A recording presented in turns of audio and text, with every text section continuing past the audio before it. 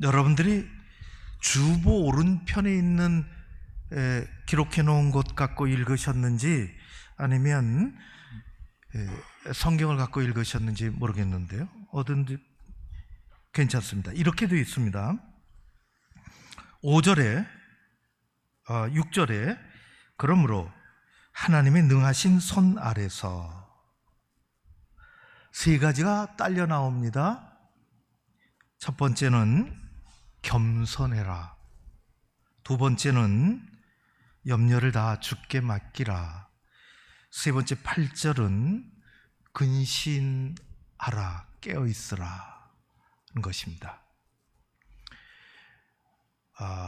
베드로가 흩어져 있는 성도들에게 그들을 위해서 기도하며 권면하고 가르친 귀한 내용인데요. 누구나 할 수 있는 말입니다. 누구나 할 수 있는 말이 거기 6절에 있는 것처럼 겸손해라. 아버지도 아들에게 할 수 있는 말입니다. 두 번째 맡기라. 또 인사로 그렇게 말할 수도 있습니다. 세 번째 근신하고 깨어있으라. 늘 듣는 말입니다. 그런데 오늘 우리가 읽은 이 말씀이 베드로가 했다는 것입니다. 저 복음서에서 나온 이야기가 아니라 베드로 전서에서 나온 이야기입니다. 그렇게 베드로가 하는 말의 깊이가 다릅니다.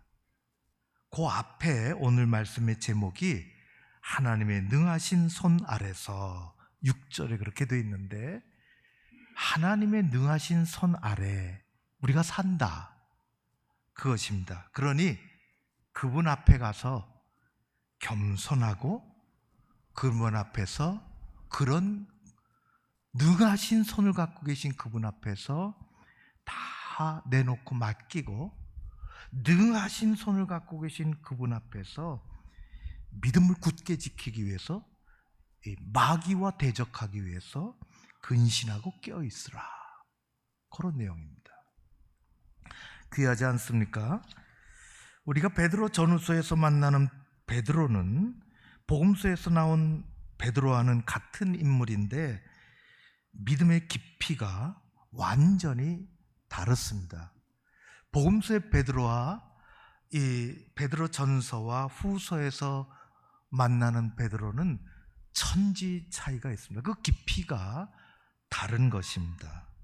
예수님 만나기 전에 베드로는 갈릴리 바다에서 잔뼈가 굵은 어부였고 그 이름은 시몬이었습니다.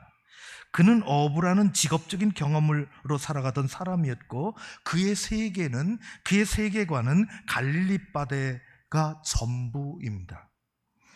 고기를 잘 잡는 날은 기분 좋은 날입니다. 한 건 한 날입니다. 고기가 잘 안 잡히면 재수 없는 날입니다.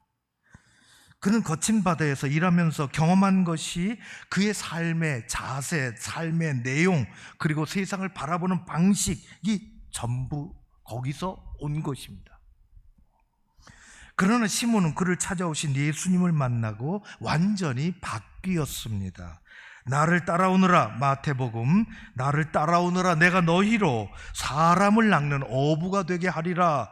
그는 갈릴리 바다에서 고기 낚는 어부로부터 세상이라는 바다에서 사람을 낚는 어부로 바뀐 것은 예수 그리스도 십자가와 부활을 경험하고서부터입니다. 아버지가 지어준 이름 시몬에서 예수님이 지어주신 이름 베드로로 이름만 바뀐 것이 아니라 그의 인생을 살아가는 방향, 목적, 그거 바뀐 거죠. 지금까지는 세상을 경험하고 세상을 보는 것이 전부 아침에 눈 뜨면 출렁이는 바다, 거기에 배 띄우고 그리고 그물 던지고 거기서 얻은 그런 경험을 가지고 세상을 봤지만 그는 완전히 다른 사람이 되었습니다. 베드로는 영적인 세계를 경험했으며 성령으로 거듭났습니다.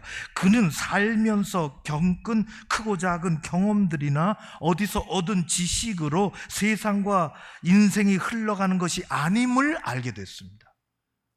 유레카, 대단한 발견이요 깨달음입니다. 이게 사람의 깊이를 더해가는 것입니다. 그는 자기의 인생이 그가 만난 세상 경험이나 자신의 생각 아래 놓여 있는 것이 아니고 세상의 권력자의 영향이나 시대에 흐르는 조류의 영향 아래 놓여 있는 것이 아니라 하나님의 섭리, 하나님의 권능 아래 놓여 있다는 것을 깨닫게 되었습니다. 그는 평생 손에 잡고 살던 그물을 내려놓고 갈릴리 바다를 떠나 살 수는 있었지만은 물고기가 물을 떠나서 존재할 수 없는 것처럼 하나님을 떠나서는 살 수 없다는 것을 알게 됐습니다. 최고의 깨달음입니다. 베드로전서 오늘의 말씀은 거기서 나온 말씀입니다. 하나님의 능하신 손 아래서 보통 말씀이 아닙니다. 그걸 알게 됐다는 것입니다.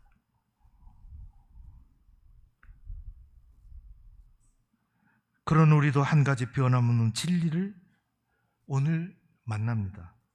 한 주간 이 말씀을 마음에 품고 묵상하고 세상에서 지치지 않고 이 무더위에 승리하는 여러분 모두 되시기를 바랍니다. 그것은 한 가지입니다. 우리 인생과 우리 교회가 하나님의 전능하신 손 아래 놓여 있다는 것입니다. 성경에서 하나님의 손은 이곳저곳에 많이 나옵니다. 하나님의 능력, 그분의 섭리를 말할 때 그렇게 등장합니다. 거기에는 하나님의 구원, 하나님의 선하신 인도, 우리의 몸과 영혼을 치유하는 힘, 그런 것들이 들어있습니다. 출애굽 광야길에서 백성들이 웅성웅성거리고 있습니다. 민수기에 나오는 얘기입니다. 누군가 큰 소리로 사람들을 선동합니다. 여러분, 우리가 매일 먹는 만나, 그만 먹고 살 수 있겠습니까? 우리가 저 애굽에서 있을 때에 그때 먹던 것이 생각나지 않습니까? 성경이 이렇게 되어 있어요. 생선, 오이, 참외, 부추, 파, 마늘. 슈퍼마켓에 없는 것이 없는데 거기도 다 있었습니다. 대단합니다. 이게 다 대단한 음식들이에요. 우리 옛날에 그거 먹고 살았는데 여기 눈 뜨면 만나밖에 없습니다. 기력이 떨어져서 못 살겠습니다. 그렇게 했습니다. 기력이 떨어졌다고. 만나 처음 만났을 때 그분들은 정말 기적 같은 걸 체험하고 놀랬습니다. 소울푸드죠. 완전히 하나님이 주신 것입니다. 놀라고 감사하고 감격하고 그 기적을 어떻게 할 길이 없어서 하늘 쳐다보고 벙벙 뛰어다니던 그 사람들이 시간이 지나니까 그거 다 사라져버렸습니다. 이 시간이 원수입니다. 모세가 그 말을 듣고 하나님 앞에 불평합니다. 불만을 하나님 앞에 쏟아냈습니다. 항의를 하나님 앞에 합니다. 하나님, 누가 이 사람들을 맡겠다고 했습니까? 내가 이 사람들을 낳았습니까? 도대체 내게 이런 짐을 왜 지우십니까? 저는 지쳤고 힘이 듭니다. 고기를 달라고 저렇게 폭동을 일으킬 듯이 아우성이니 어쩌면 좋겠습니까? 그때 하나님이 모세 호통을 치신다. 이렇게 말씀하십니다. 모세야, 내 손이 짧아졌느냐? 너는 지금 내 손이 짧아졌다고 생각하느냐? 내 말이 응하지 않는 것이 있는지 눈을 똑바로 뜨고 쳐다봐라. 그리고 그 능하신 손으로 바람을 일으키셔서 이곳저곳에 있는 메추라기들을 때로 몰아서 그들 앞에 광야에 덮이게 만드셔서 그거 먹고 한동안 살았습니다. 하나님의 손은 시간이 흐르면 작아지고 짧아지고 힘을 잃어가는 그런 가변적인 그런 것이 아닙니다. 하나님의 손은 백성들이 애굽에 있을 때나 광야에 있을 때나 변함없이 능하신 손입니다. 하나님의 손은 죄인을 구원하시는 능하신 손이요, 구원받은 주의 백성들이 가는 길을 선하게 인도하시는 능하신 손입니다. 하나님의 손은 여전히 그 손으로 사랑하는 자녀들을 붙잡으시고 교회를 흔들리지 않도록 붙잡아 주실 줄로 믿습니다. 우리 인생은 가만히 보면 언제나 초행길입니다. 언제나 초보자이고 늘 처음 가보는 낯선 곳으로 갑니다. 이스라엘 사람들이 잡혀갈 때에도 1차로 잡혀가고 2차로 잡혀가고 돌아올 때에도 1차로 귀환하고 2차로 귀환하고 3차로 귀환하고 그랬습니다. 2차 귀환은 우리가 잘 아는 에스라라는 사람이 사람들을 수천 명 데리고 귀환을 했습니다. 다시 고향을 찾아가는 거죠. 수천리길, 내비게이션도 없습니다. 곳곳에 무슨 휴게소가 있는 것도 아닙니다. 성경은 이 가보지 않은 길, 낯설고 또 먼 길, 4개월 동안 그들이 에스라와 함께 행진을 하고 하나님의 성전이 다시 지어진 그곳으로 갔다고 말하면서 에스라서에 이렇게 그 4개월을 한 문장으로 요약합니다. 정월 초하루에 바벨론에서 길을 떠났고 하나님의 선한 손에 도우심을 입어 5월 초하루에 예루살렘에 이르니라. 정월 초하루에 출발해서 4개월의 대장정을 끝내고 마침내 꿈에도 그리던 예루살렘에 도착했는데 그 사이에 그저 물 흐르듯이 그렇게 왔겠습니까?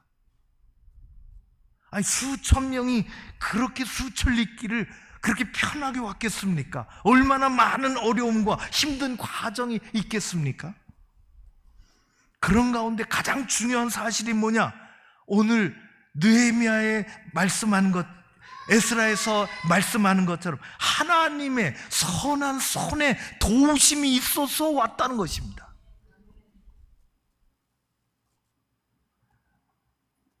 우리 인생의 마지막 고백이 그렇게 돼야 될 줄로 믿습니다. 우리 다 그런 길을 걸어갑니다. 내 인생의 출발서부터 마지막 순간까지 참 어떨 때는 좁고 어두운 골짜기를 지나기도 하고 힘든 일을 만나고 우여곡절을 많이 만나기도 했지만 결국 뒤돌아보니 하나님의 선하신 손길로 여기까지 왔습니다. 우리가 그렇게 고백하는 주의 백성들이 되어야 할 줄로 믿습니다. 신실한 하나님의 백성들이 가는 길에는 하나님의 선한 손길의 도움이 있습니다. 헬렌 켈러는 이렇게 얘기했습니다. 하나님의 손에 이끌려 사는 맹인이 눈 뜨고 사는 사람보다 낫다고 했습니다. 우리가 지금까지 걸어온 길, 앞으로 남은 세월 걸어가는 길에 능하신 하나님의 손 아래에 있음을 믿으며 사는 여러분 되시기를 축원합니다. 더 나아가서 능하신 손은 우리를 치유하십니다. 병든 몸과 지친 마음을 치료하십니다. 저희 어머니는 일찍이 돌아가셨지만은 정말 어렸을 때 제가 중학교쯤으로 기억이 됩니다. 정확히 기억이 없는데 주민등록증을 막 하시려고 그랬는지 잃어버리셔서 다시 하시려고 그랬는지 아무튼 가까이 있는 동사무소로 가셨습니다. 금방 돌아오셨어요. 동사무소에서. 어떻게 직원이 지문이 안 나오니까 일하지 마시고 한 주 후에 다시 오세요. 엄마는 손에 지문이 나오지 않을 정도로 일하시던 손이었습니다. 그러나 그 거친 손을 열이 나서 몸이 아픈 아들의 머리에 그 손을 대면 열이 내려갑니다. 그 투박한 손으로 아픈 배를 쓰다듬으면 시계 반대 방향으로 쓰다듬으면 안 된다. 러닝셔츠를 제끼고 시계 방향으로. 그 투박한 손이 배는 금세 가라앉습니다.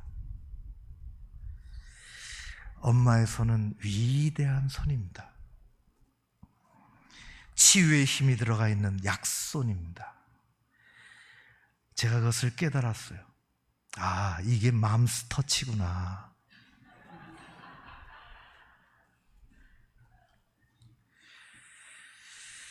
살아가면서 우리에게 예외 없이 마음에 상처가 나고 몸과 마음에 아픔이 찾아옵니다. 그러나 여호와 라파, 우리 하나님은 그 능하신 손으로 우리를 고치시고 싸매십니다. 엄마에게 맘스 터치가 있으면 하나님에게는 가스 터치가 있습니다. 헤븐리 터치입니다. 하나님의 능한 손, 구원을 베푸시는 손이요, 복된 길로 인도하시는 손이시요, 없는 것을 있는 것 같이 부르시며 죽은 자를 살리시는 손이시요, 삶의 복잡한 문제도 풀어주시고 불가능도 가능케 하시는 기적의 손이십니다. 언젠가 저는 내가 잘해서 열심히 하나님의 손을 놓지 않고 꼭 잡고 여기까지 온 줄 알았습니다. 아니요. 지나온 길 가만히 되돌아보면 내가 하나님을 손붙잡고 하나님의 손을 손붙잡고 온 것이 아니라 하나님께서 내 손을 놓지 않고 오셨다는 것을 알았습니다. 여기까지 살아온 힘이 내 손에 있는 것이 아니라 나를 붙잡으신 하나님에게 있습니다. 혼자 가려면, 빨리 가려면 혼자 가고 멀리 가려면 함께 가라, 그런 말이 있는 것처럼 우리가 가는 길은 혼자 가는 길이 아닙니다. 모세도 다 같이 뒤처지는 사람 또 끌고 가고, 또 하나님 배에 힘들어서 하소연도 하고, 다시 앞으로 가자고 천막을 걷어야 된다고 나팔을 불고. 우리는 혼자 가는 길이 아니고 사랑하는 사람과 함께 가는 길이요, 주님과 동행하는 삶인 것입니다. 우리는 천국에 이를 때까지 주님의 능하신 손 아래 있음을 깨달아야 합니다. 우리는 하나님의 능하신 손 아래서 살아가는 천국 백성임을 고백하며 잊지 말아야 하는 것입니다. 사도 베드로는 그것을 깨달았습니다. 옛날엔 몰랐는데 고난과 핍박 한가운데 있는 자신과 흩어진 성도들에게 하나님이 능하신 손 아래 하나님이 손으로 붙잡아 주신다는 것을 깨닫고 그제서야 그는 가르칩니다. 오늘 그것을 읽었습니다. 첫 번째는 겸손이요, 두 번째는 그 손 아래 의탁하는 것이요, 세 번째는 근신입니다. 먼저 얘기하십니다. 하나님의 능하신 손 아래서 겸손하라. 그분이 높이신다. 이스라엘의 초대왕 사울이 망한 이유를 한마디로 한다면 그것은 결국 교만입니다. 그는 왕이 처음 되었을 때에 자신을 숨길 줄도 알고 낮출 줄도 알았습니다. 하나님의 위엄과 권능을 알았습니다. 자신과 나라가 그분의 다스림 아래 있다는 것을 알고 있었습니다. 그러나 후에 변했습니다. 사무엘을 무시했습니다. 그의 입에서 나오는 하나님의 말씀을 따르지 않았습니다. 경홀히 여겼습니다. 급기야 그의 교만은 판단력을 흐리게 만들고 삶을 막다른 골목으로 이끌고 갔습니다. 성경의 다른 곳에서 한마디로 정리합니다. 교만은 패망의 선봉이요 거만한 마음은 넘어짐의 앞잡이라. 예수님 앞에 남루한 차림에 한 여인이 발 앞에 와서 엎드렸습니다. 그가 사는 곳은 지리적으로 소외된 이방지역 수로보니게였습니다. 그러나 그가 어디 살건 어떤 옷차림을 하고 있건 그것은 주님 앞에서 아무런 문제가 되지 않습니다. 여인에게 귀신 들린 어린 딸이 있었으며 그것은 딸에게와 어미에게 매우 큰 고통이었습니다. 애처로운 여인은 주님의 발을 붙잡고 하소연합니다. 제발 좀 자기 딸을 고쳐달라. 예수님은 여느 때와는 다르게 그 애원을 몇 차례 거절하셨습니다. 던져줄 떡이 없다. 저를 개처럼 취급해도 좋습니다. 부스럭이라도 있지 않겠습니까?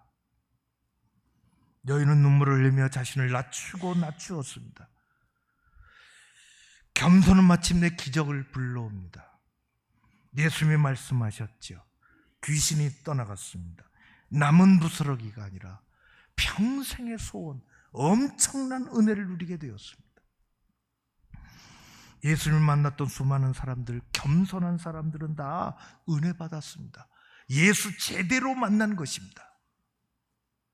그것은 삶의 기간과 관계가 없어요. 어디 사는지 무엇을 했는지 그 관계가 없어요. 과거의 자기 이력서 아무 관계가 없어요. 예수님을 만나는 것입니다. 그래서 존 웨슬리는 이야기했습니다. 겸손은 하나님 나라의 풍성한 창고를 발견하는 눈이고 그것을 받아 누리는 손이라 했습니다.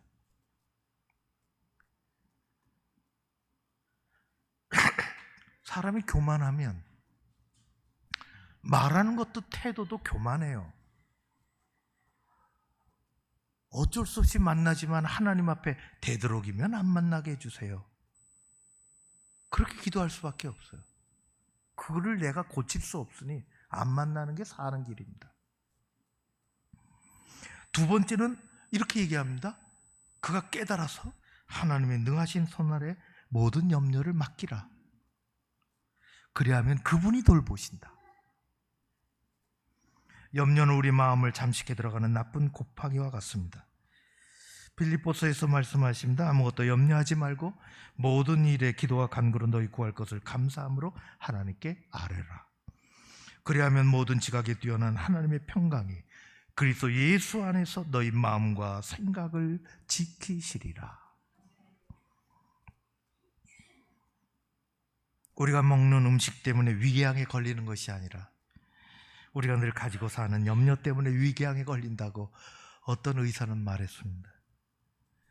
염려를 십자가 앞에 여기 보면 다 죽게 내던지라 그런 뜻입니다. 맡기라, 집어던지라. 평안한 삶을 누리는 우리 모두가 되어졌으면 좋겠습니다. 마지막이 중요합니다. 세 번째는 근신하고 깨어있으라고 했습니다. 그러면 그분이 이기게 하신다는 것입니다. 다음 주는 이기는 삶을 이야기합니다. 그분이 강하게 하십니다. 그래서 그 뒷부분은 다 그렇습니다. 믿음의 눈으로 보면 우리가 사는 세상은 영적인 전쟁입니다. 거짓과 진리와 거짓의 싸움이요, 하나님 신앙과 불신앙의 싸움이요, 공의와 불의의 싸움입니다. 대적 마귀가 우는 사자같이 두루다니며 산길자를 두루 찾아 돌아다니는 그런 세상입니다. 성경은 하나님 앞에서 근신하고 세상을 향하여 마음의 허리를 동이라 단단히 동이며 살아야 된다고 했습니다.